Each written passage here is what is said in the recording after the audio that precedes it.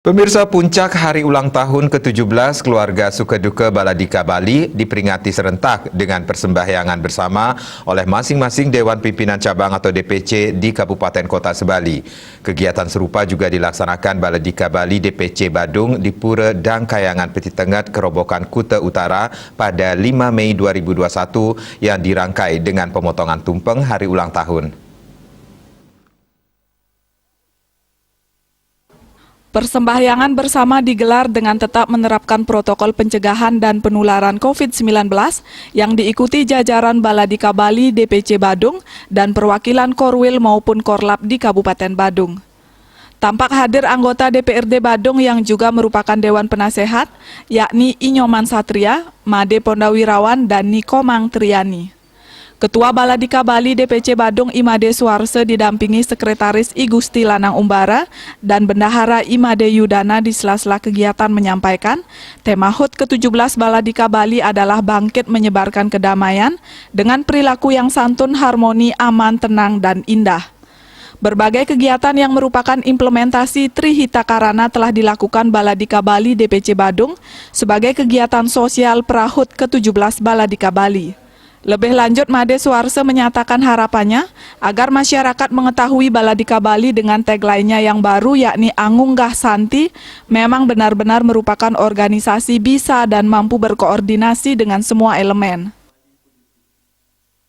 Kegiatan HUT Baladika Bali yang ke-17, kami dari DPC Badung sebelum hari ini tanggal 5 Mei kami sudah melakukan beberapa serangkaian kegiatan, yaitu implementasi dari apa yang diamanatkan oleh Ketua Umum kami, bahwa kegiatan kami itu harus menyentuh Trihita Karana, yaitu hubungan kita dengan alam, manusia, dan juga dengan yang di atas. Jadi semua itu kami sudah implementasikan.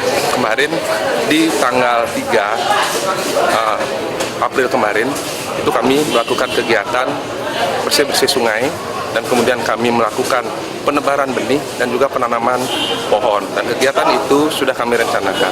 Dan mungkin di beberapa kabupaten lain itu mengadakan donor darah. Jadi implementasi Trihita Karana itu kami lakukan. Karena saat ini Baladika Bali Angunggah Santi, kami ingin masyarakat tahu bahwa kami saat ini adalah organisasi yang memang benar-benar bisa dan mampu berkoordinasi dengan seluruh insan, baik itu masyarakat, kemudian aparat.